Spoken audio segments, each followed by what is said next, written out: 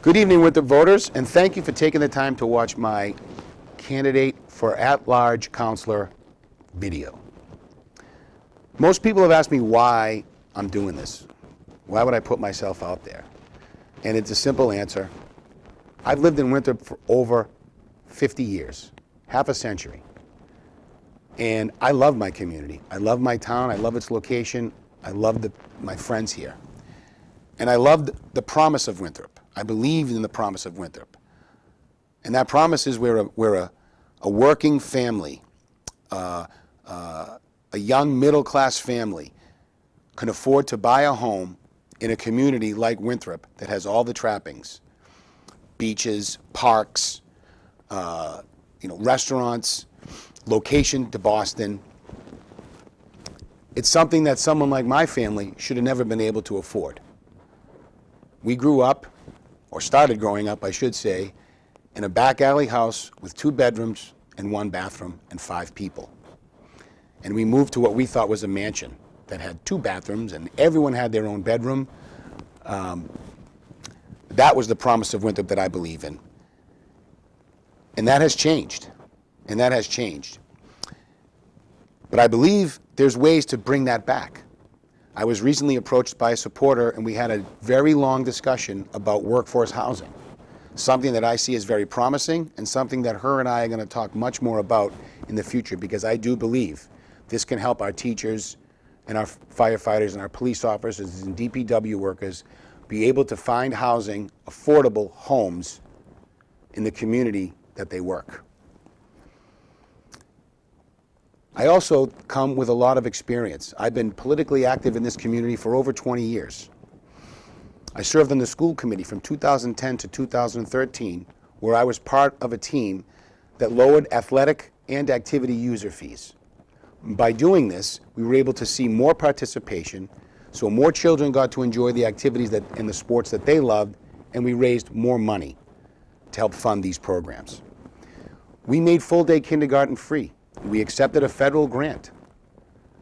That gave us the ability to write checks back to the parents of kindergartners and allowed folks who couldn't afford to keep their kids in school full-day kindergarten, so single working moms, that gave them the ability to have their kids in full-day kindergarten and freed up more time for them.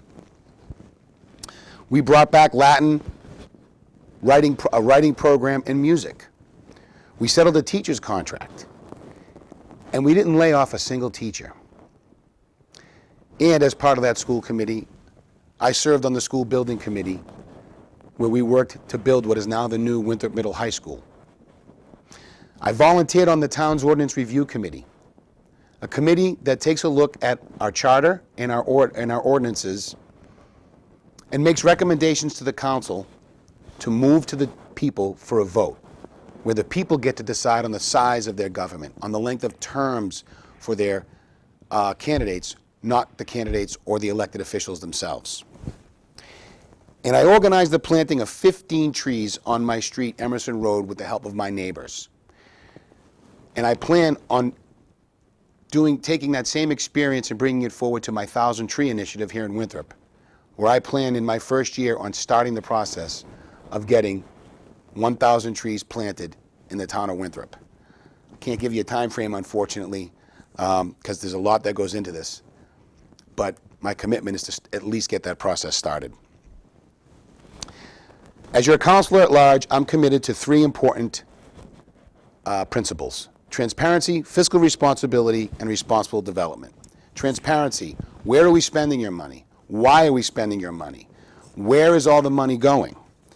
I am a true believer that if you are fiscally responsible, if you are transparent, forgive me, but if you are transparent, you start to build more of a trust with the community and with the taxpayers and the voters, and they start to make better decisions. It's not always no. We have an upcoming debt exclusion, a very important debt exclusion for a much-needed fire department, and there's a lot of misinformation being thrown around out there, and a lot of mistrust. And I believe that transparency will go a long way in resolving those issues.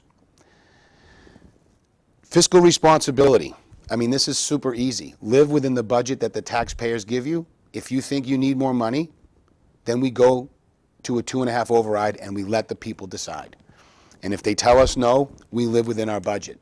But we cannot continue to go into our budget years knowing that in year 2 or 3, in the second or third year of these plans, we're going to be short.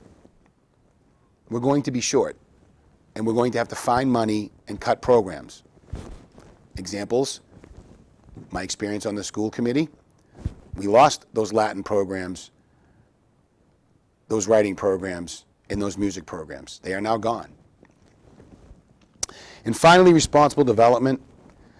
It's really simple for me too. Urban type areas are meant for urban type buildings. I mean, that's the way it is. That ship has sailed. We have a 20 Somerset Ave project that I might say is very, very nice project. It's a much better looking building than what was there before. And that means that the door is now open for all those other buildings to go up. And they're going to go up. And they should go up. We need to try to drive more business to our businesses that are downtown. But that's where it should stop. Our commercial areas should be where the density building stops, not the neighborhoods. The neighborhoods are for parks. The neighborhoods are for couples, families, dogs, kids. The neighborhoods are for playing. The neighborhoods are for kibitzing. Responsible development also includes developing spaces that attract non-residents to come to Winthrop and spend their money. The proposed new athletic facility at the old middle school is a good idea to talk about, to look into, to learn about. There's potential here for the community, for the budget to receive over $200,000 annually, regardless of the success or the level of success of the facility. And we get to use it. And it's something different. And we're guaranteed time. And we have input. This is something that the community should be excited about. An opportunity to try something different that's never been tried, and to not always come back to the taxpayer or the water rate payer to pick up the slack.